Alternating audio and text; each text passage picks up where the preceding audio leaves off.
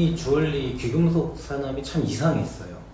무법지대라는 표현을 쓰고 있는데, 같이 일했던 친구가 일하다가 손가락을 절단당한 적이 있었습니다.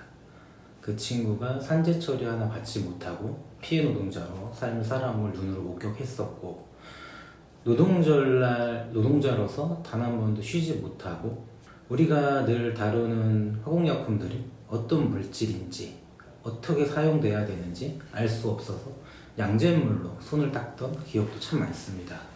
이런 문제들 하나하나 접하면서 이렇게 노동자들의 피해로 산업을 유지할 수는 없다 생각이 들었고요.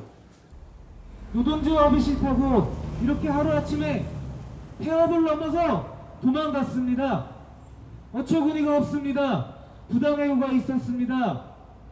노동조합은 부당해고를 인정받고 원직 복직시키라는 이행을 앞두고 있었습니다. 그게 떨어지자 사업자 간에 사직서를 받고 폐업을 준비하겠다는 공표를 했습니다. 그러면서 한 첫 번째 작업이 불법 자료 폐기였습니다. 우린 진호위를 통해 사업주가 경영학과가 내려놓고 보낼 거예요. 그리고 먼저 보셔야지. 여기서 못 보내니까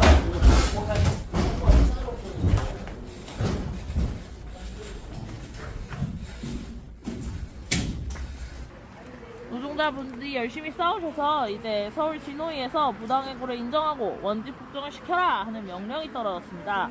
하지만 이제 사업장은 우리 어렵다, 우리 이거 폐업해버리겠다 하고 있는 상황인 거죠. 지금 저희가 도착해 있는 이 주얼리 업체는 이제 너무 어려우니까 우리 폐업하겠다 요거잖아요. 그럼 이제 노동자들은 회사가 진짜 어렵다면 주장만 할 게 아니라 근거 자료를 내놔야 한다고 말을 했고, 그에 대한 사장님의 답변은 영세업체라서 회계 정보가 아무것도 없다라고 말씀하셨다고 해요. 잠시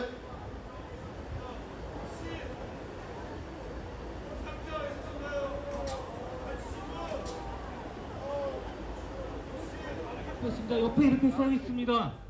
주얼리 공장에서 부당해고 복직 명령을 거부하고 야밤 도주 중 파쇄한 불법 자료이며 기습 폐업으로 주얼리 노동자 피해가 담긴 자료. 폐업 얘기 당장 하지 않겠습니다. 복직해야 된다는 얘기 지금 하지 않겠습니다. 당신들이 해야 할 일 하십시오. 언제까지 피해가 늘어나야만 그 일을 한단 말입니까? 우리 주얼리 노동자를 다뤘던 첫 번째 뉴스 기억납니다. 관리가 되지 않는 청산가리를 먹고 돌아가신 주얼리 노동자 이야기입니다. 두 번째 건강 문제였습니다.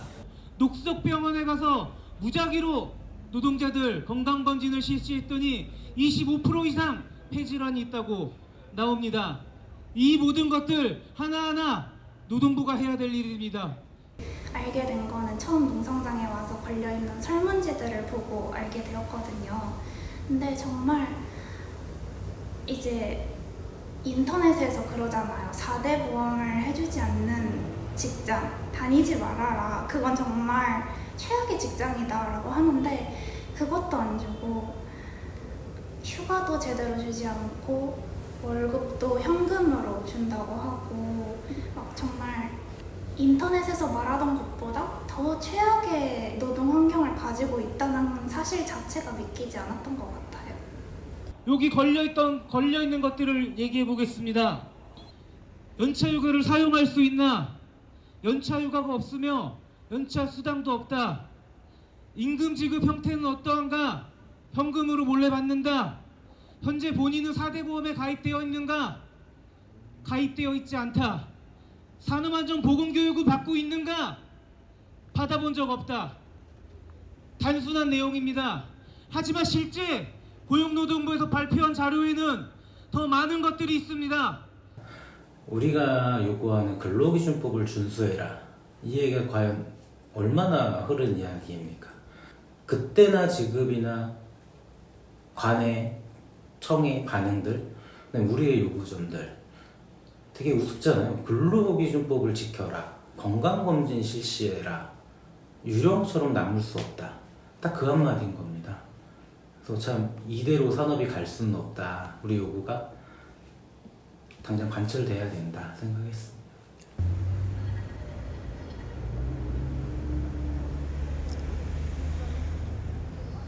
저희도 이 방식이 투쟁이 될 수 있을까라는 고민을 참 많이 했습니다. 왜냐하면 투쟁이라고 보통 하면 집회도 해야 되고 우리가 소리도 질러야 되고 피켓팅도 해야 되고 우리가 읽으면서 책을 읽는 방법으로 이 투쟁을 관철시킬 수 있을까 우리의 목적을 고민을 많이 했고요.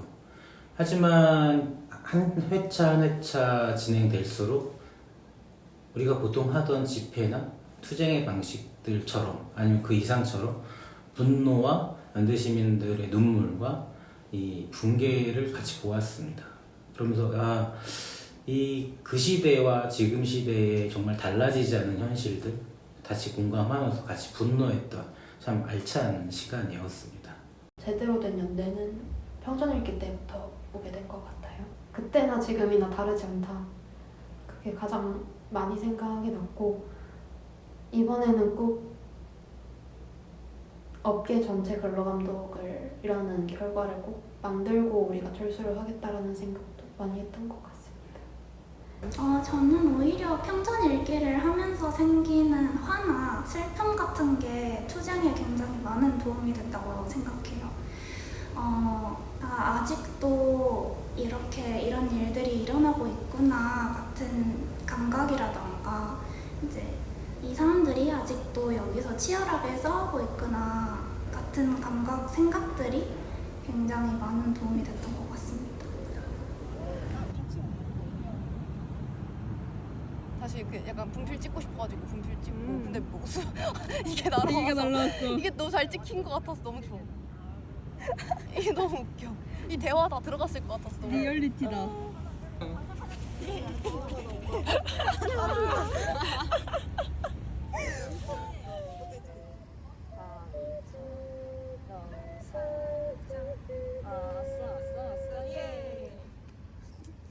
사실 외로울 수 있는 공간이고 힘들 수 있는 공간이고 말씀처럼 노송농성을 하고 24시간 동안 비 맞고 매연 맞고 이렇게 피해 다니면서 힘들게 하는 과정 속에서 아마 혼자 있었을 거면 굉장히 외롭고 지쳤을 겁니다. 네, 이 동지들이 한 분 한 분 찾아와 주시고 평전일기에 대한 연대를 같이 해주시고 하는 시간들이 정말 소중한 시간이었습니다. 농성장에 계속 상주를 하고 있다 보니까 혼자서 너무 많은 일을 하는데 그거에 비해서 사람이 너무 없으니까 옆에서 같이 도와주고 싶다 해서 분필 아트도 굉장히 많이 했고요. 근데 사실 별로 한 건 없고 와서 시간 보내고 동지들이랑 같이 구호 외치고 그 그림을 그렸던 연대시민들이 대부분 평전일기를 함께 했었던 것 같습니다. 그러다 보니 그 그림에 분노와 어쨌든 희노애락이 다 담겨 있었던 거고 거기에 내용들을 보면 당연한 권리에 대해서 노동부에 대한 항의를 같이 한다라는 의미가 좀 담겨 있던 것 같습니다. 그래서 같이 평전일기 하고 그거에 대한 각자의 마음들을 표현하는 게 그 분필 그림이었고 그대로 휘발되기 정말 아까운 같이 투쟁한 연대시민들의 이 행동이었던 것 같아요. 그래서 너무 힘이 많이 됐습니다. 농성장에서 같이 연대를 하면서 좀 기억에 남았던 활동이나 아니면 기억에 남는 순간, 추억 이런 게 있을까요? 매일 밤 가기 싫다고 농성장에 들어누웠던 그 일이 가장 생각이 나요. 딱 이유가 있을까요? 농성장이 너무 좋았던 것도 있고 혼자 남겨두기 싫었던 것도 있고 지금 일정이 너무 바빠서 밥도 제대로 못 먹고 있었는데 동지가 제 목까지 밥을 시켜주셔가지고 굉장히 감사하게 먹었던 기억이 있습니다. 좀 약간 굽는 거 못 보시는구나. 자꾸만 동지밥 먹었어요? 동지 간식 먹을래요? 동지 음료수 먹을래요? 연대하는 것 또한 좀 정신적으로나 신체적으로 쉽지 않은 일이잖아요. 좀 계속해서 체력을 써야 되는 일이기도 하고 어떻게 보면 계속해서 이러한 사태에 관심을 가지고 분노를 가져야 되는 게 좀 힘든 일일 수도 있는데 좀 이런 거를 이어나갈 수 있는 동지만의 원동력 같은 게 있을까요?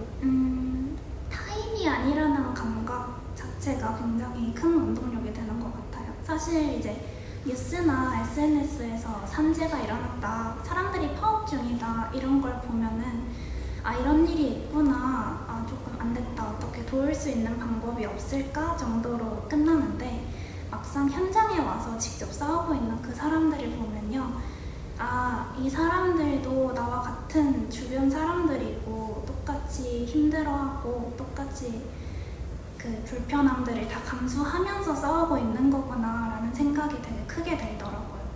그래서 그거를 굉장히 모른 척 할 수가 없게 되었습니다. 제가 갔을 때 엄청 반겨주는 그 사업장에 계신 분들이 그런 표정, 그런 말, 그런 게 제 원동력이 되는 것 같습니다. 나를 반겨주니까 그런 마음이 되게, 감정이 되게 좋고 그런 이유이지 않을까요? 그리고 책의 내용처럼 전태일 열사도 사실은 가장 기본적인 근로기준법을 지켜라 이 요구로 그렇게까지 진행된 거 아닙니까? 그가 남긴 투쟁은 실패하지 않았다. 그 숙제를 우리가 같이 안고 살아서 이 투쟁을 마무리 짓자라고 했던 부분이 있었습니다. 그러면 참 결과를 떠나서 그런 마음을 동지들과 같이 느끼고 할 수 있었던 거, 이 참 소회가 가슴이 뜨거워집니다. 네. 노동부 장관이 이제 임명돼서 주얼리의 이제 근로감독에 대한 이야기가 나왔지만 아직 실질적으로 근로감독이 이루어진 건 아닙니다. 그러면 그게 정말 제대로 돼서 이게 정착될 수 있게 만드는 거, 거기까지 좀 지켜봐야 될 것 같고요. 그거 또한 원동력의 하나겠죠. 이렇게 긍정적인 이야기로 원동력을 삼았으면 좋겠지만 반대로 해결되지 않는 문제를 이걸로 투쟁에 대한 이유도 충분하지 않겠습니까? 그래서 우리는 앞으로도 남아서 정말 그게 지켜지고 이행이 되는지 정말 눈 부릅뜨고 지켜봐야 된다.